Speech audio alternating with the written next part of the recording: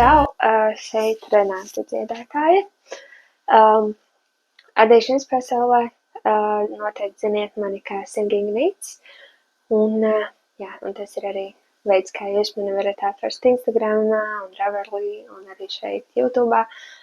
Bet ir 1. aprīlis, kas nozīmē to, ka mēs tiekamies saistībā ar zaķu kopvadīšanu Singing Socks Together 2026. Īsos vilcienos, kas tad ir šī kopvadīšana katru mēnesi. Es izsludinu izstāstu par jaunu mēnešu tēmu un tad interpretējot šo tēmu varat kopā ar mani un kopā ar citiem adītājiem adīt zeķes. Un ideja ir tāda, ka gada beigās ir forši 12 zeķu pāri, ir kopīgi tā virtuāli, bet kopīgi pavadīts kopā laiks, kā arī šogad aicinu lietot to dzīvi, kas mājās jau ir, un izmantot dzīves atlikumus, pārpalikumus, un kā arī šogad katru mēnesi publicēju jaunu zeķu dizainu, kas tiek iekļauts e-grāmatā, kas ir iegādājama manā Ravelī lapā. To es atstāšu informācijas kastītē. Un tātad šī e-grāmata katru mēnesi tiek papildināta ar jauno aprakstu. Un man šķiet, ka šobrīd šī e-grāmata ir tāds foršs zeķu adīšanas kopums ar dažādām konstrukcijām, dažādiem rakstiem, un tad lieliski iespēja gan adīt tās zeķes, kas ir e-grāmatā manus dizainus, gan pēc tam arī kaut kādas sastāvdaļas izmantot vēlāk. Bet katru mēnesi man patīk iesākt ar tādu nelielu atskatu uz iepriekšējā mēneša tēmu. Un iepriekšējā mēneša tēma bija sagaidīšana, marts sagaidīšana, gaiputnu atgriešanās un varbūt kaut kādu jaunu lietu un notikumu sagaidīšanu mūsu dzīvēs. Skatoties uz to, ka manis dizainētās marta zeķes bija diezgan sarežģītas, tad nav diezgan ko daudz pabeigtie darbi tieši šajā te putnu dziesmas zeķu dizainā, bet pabeigtie darbi ir iesāktie darbi, un tagad tās tādā fotogalerijas veidā padalīšos ar tiem šeit.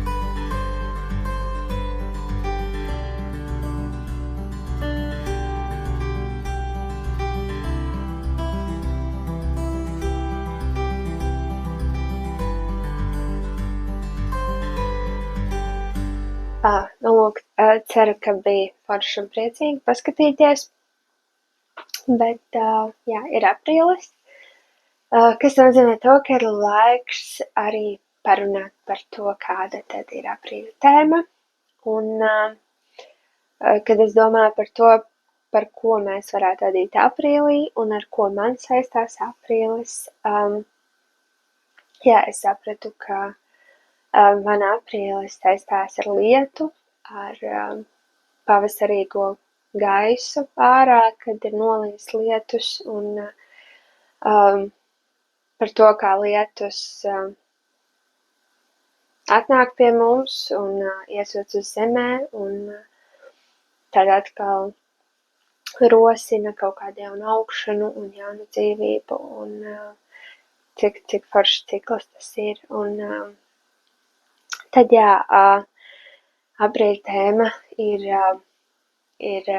iedvesmota no lietus, Un bet šo te tēmu es nosaucu par straumi, angliski flow. Nē, tā nav animācijas filma, bet jā, tā ir tāda drusciņ cita strauma, bet iedvesmot no lietus, un šajā mēnesī, jā, man liekas, ka būtu arī forši kaut kā padomāt par to, kas ir tās lietas, kuras mēs varētu mēģināt nekontrolēt, bet vienkārši atlaist un ļaut tām plūst. Un jā, varbūt tās šādā veidā ielaist dzīvē savā kaut kādas jaunas pieredzes un jaunus cilvēkus un notikumus, kas man šķiet ir tik forši pavasarī, kad paliek gaišāks, kad ir spīd saulīte un kad mēs dabījam beidzot to D vitamīnu. Jā, tas tā. Nedaudz īsumā par aprīļa tēmu, bet tagad es izstāstīšu arī par aprīļa zeķēm, kuras jau papildina e-grāmatu. Tās ir lietus līniju zeķes, un tās izskatās šādi te.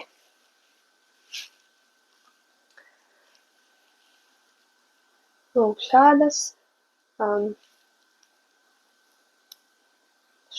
te zeķes.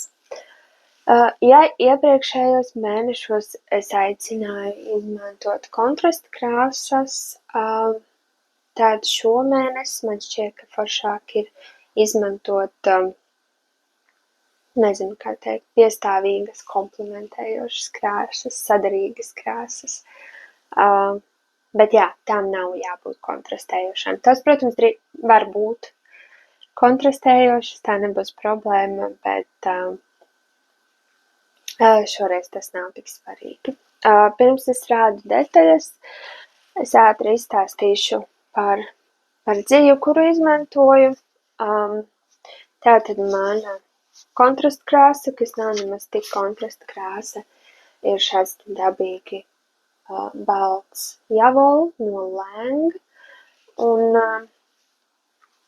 te ir 75% virgin wool, tātad tas ir merino teorijā vajadzētu būt, un 25% poliamīds nailons, un 50 gramos 210 metru, un šeit ir krāsa.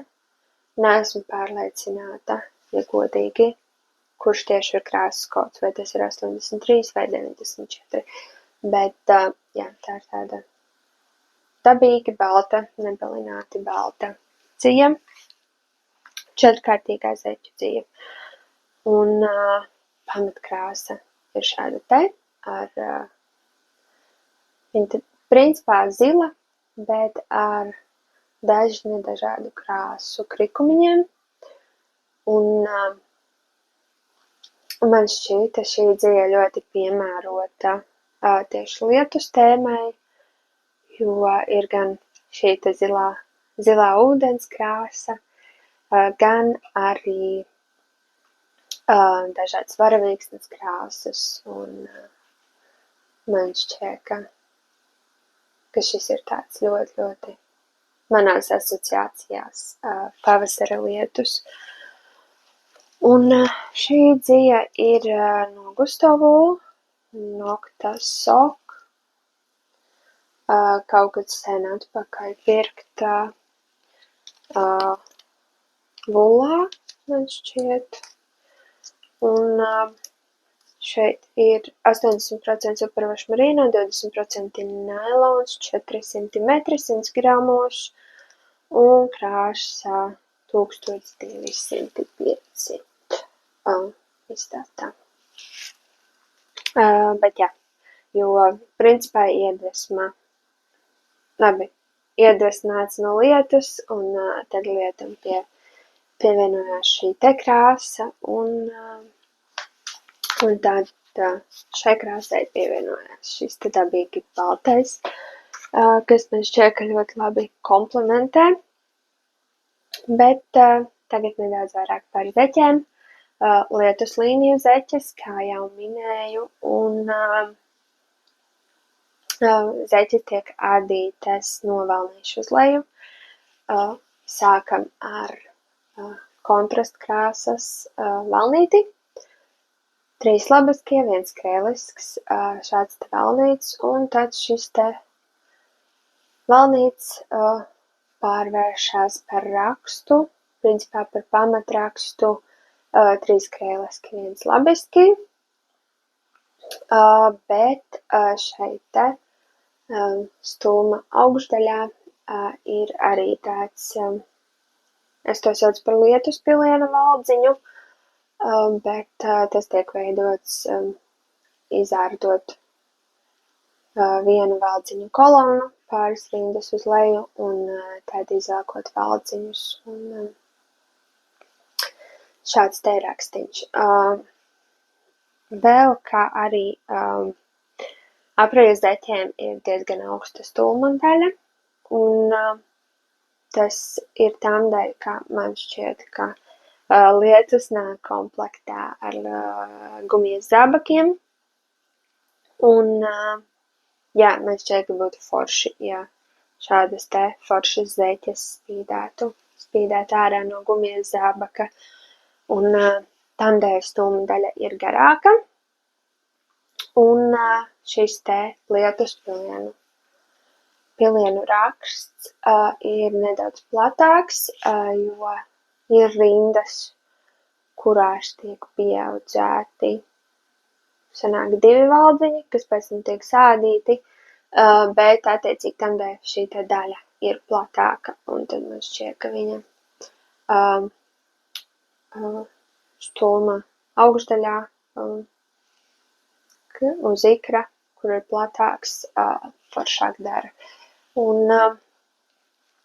jā, un tālāk tad turpinam ar 3 krēliski, 1 labiski, un šomēnes ir jauna papēžu konstrukcija, kas angliski saucās Strong Heel, jeb stiprais papēdis, bet no sēna izskatās šādi.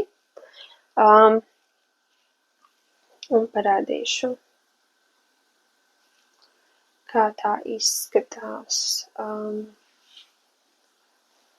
no aizmuguras, bet tas ir šāds te 3-stūris, kurā ir 1 labiski, 1 krēliski valnītis, šāds te 3-stūris ar pieaudzējumiem pēdas aizmugurā, kas pēc tam tiek sādīti un veido šī te forma. Tālāk pēdas apakšdaļa tiek ādīta krēliski, kas man šķiet arī šis te krēliskie valdziņi izskatās riktīgi forši tieši šajā te dzijā ar krikumiņiem. Un pēdas virspusē turpinās šis te 3 krēliski, 1 labiski raksts.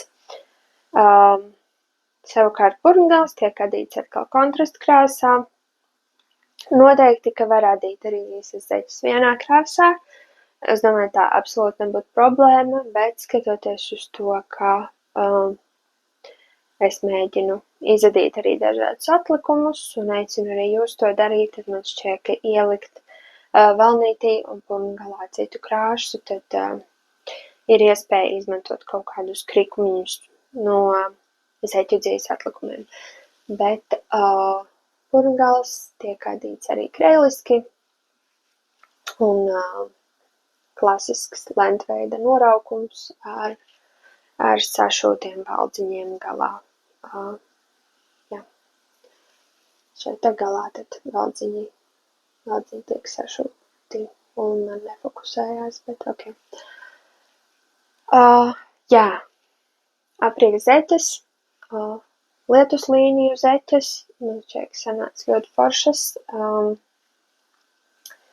Diezgan ātri radās, te arī ir ļoti pateicīgs ir tieši šis te strong heel, stiprais papēdis,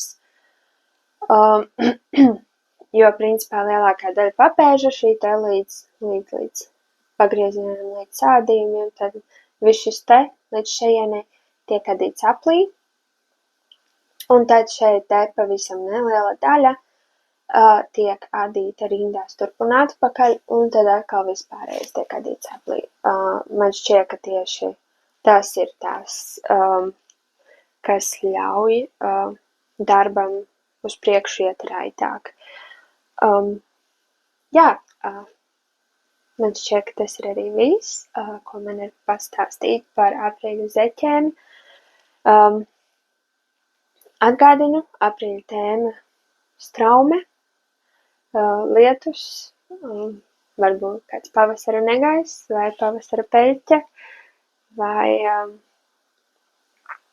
nezinu, rases pilieni, bet,